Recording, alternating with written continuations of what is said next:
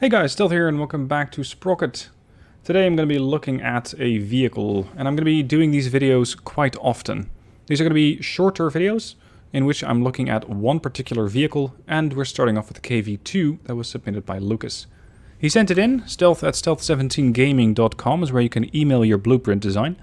That is before we actually get access to the Steam Workshop, because that is coming in some time in the future. And when that comes up, of course, you can start uploading your designs there. Anyway, the way that this is going to go is I'm going to be looking at the vehicle in the editor. Then we're going to be doing a bit of testing in the form of how fast can it go, how well does it do the speed bumps in the flats, what do you call it, the sandbox editor, and how well can it pen itself. And finally, I'm going to take it into the Taiga mission. And that is one of the hardest missions in the game, or at least the last mission that we currently have access to, and see if it can perform there. Which, in case of the KV-2, is going to probably be a struggle. Now, as I mentioned, KV-2 sent in by Lukas. Let's see what sort of a vehicle we have. We got the commander's viewport up, the driver's viewport up there with a coaxial turret. That's the anti-infantry weapon. Current version of the game, no infantry yet, but nevertheless, it is there. Bunch of tools in front of the turret. A couple of storages over there. A nice big hatch on the back so the crew can get in and out. A smaller viewport over there and one there. I already tested the vehicle and it said, hey, there's no commander's cupola.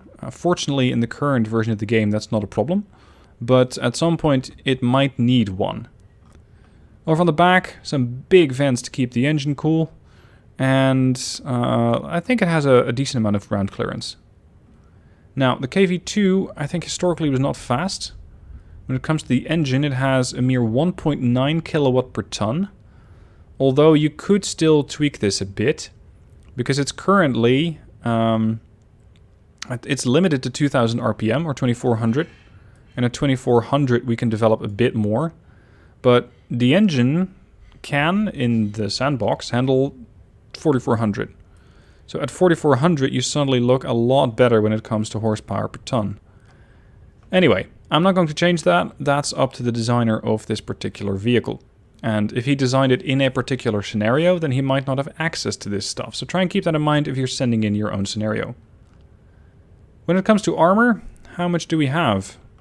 On the turret, which is of course just a box, do not expose the side of this tank. Or mostly of this turret, because you will die very, very, very swiftly. 5mm of armor. The turret cheek at least has 124. The back is very flat, but still has 66, 67 millimeters. Top, don't get hit there at all. When it comes to the gun mantlet, gun mount here. Yeah, now we're talking. That's 200 millimeters of armor, and of course it depends on how much you are angled up or down, how good or how bad of a pen you have.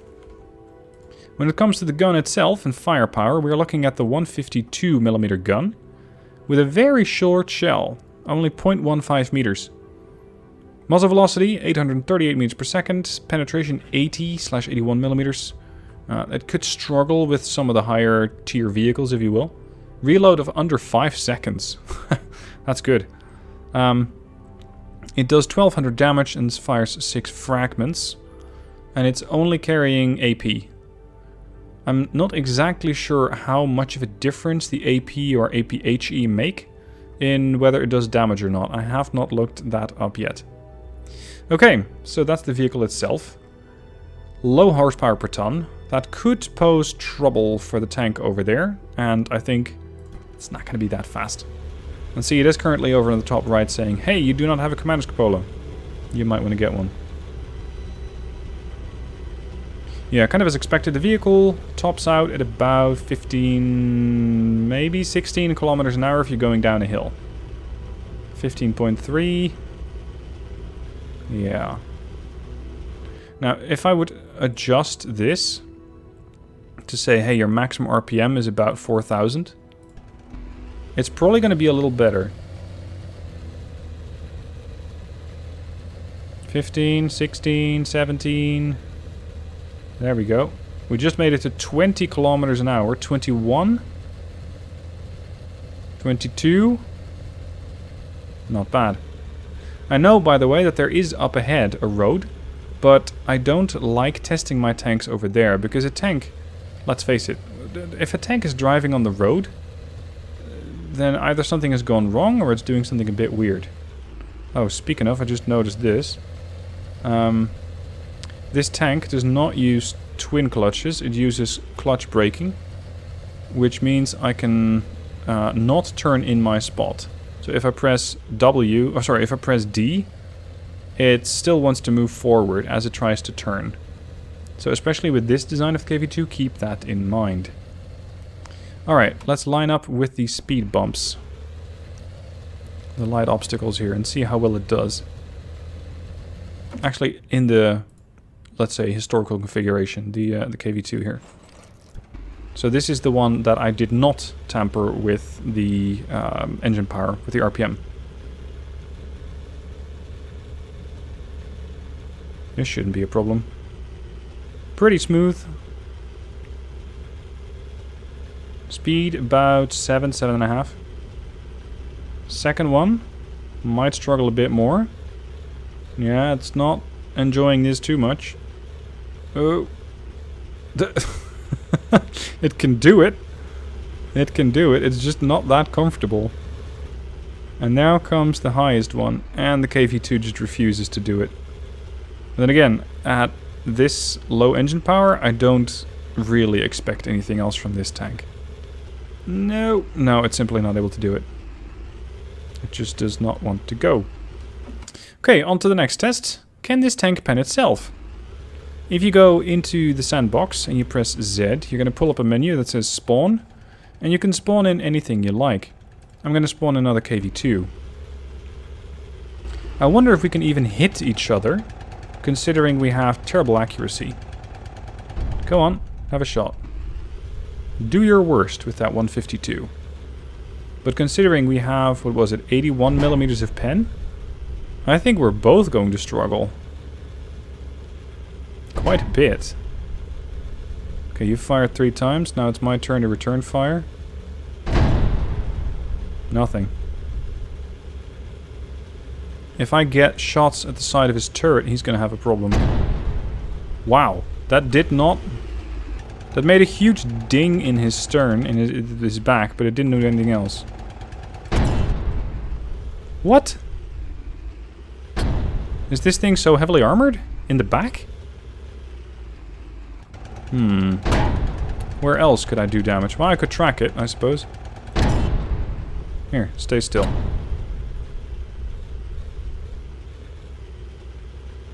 Stay still.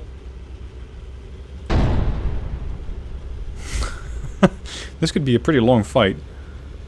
Because this KV-2 is going to have all sorts of trouble trying to pen itself. That's 2 tracks gone.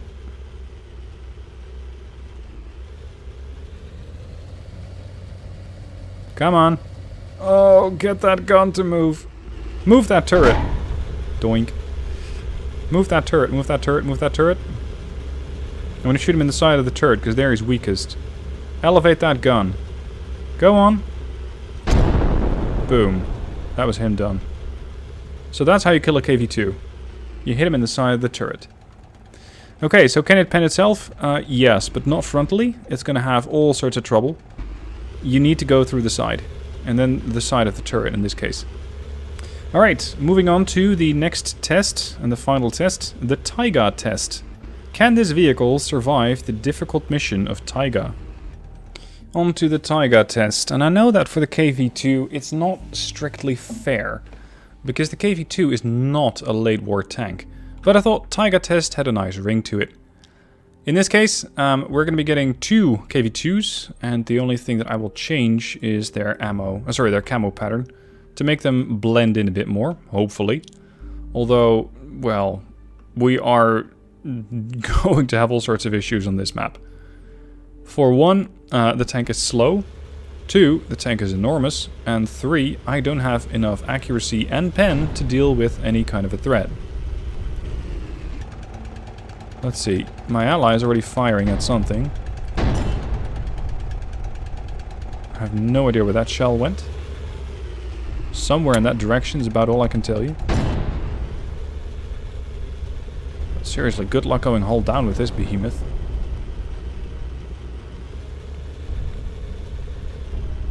Yeah.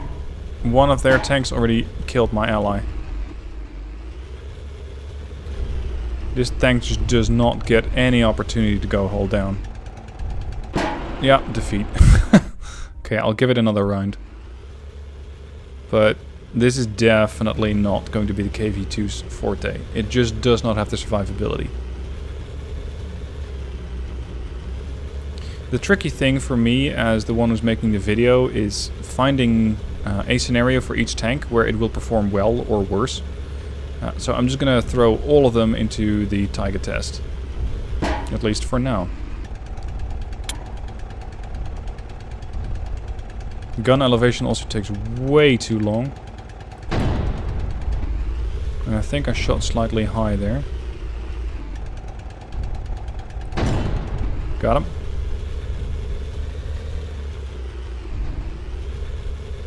What are you doing? My ally's charging right out. It does look great while it's doing it. But I think that its already meek survivability is not going to really be aided by rushing out there.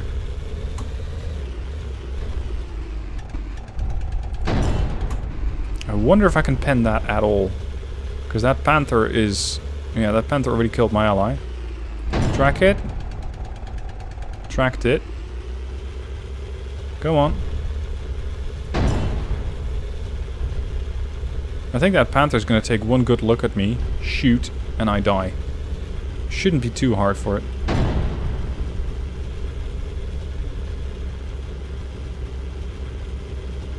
I'm hoping to... Yeah, I got a double tracked.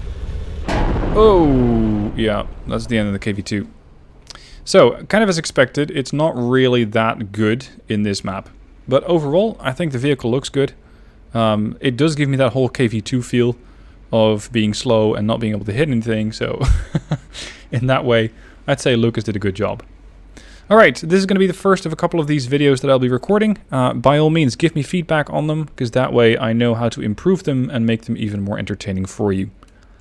Linked down below in the description is a download link to Lukas's KV-2, and if you have any vehicles to send my way, then by all means do so.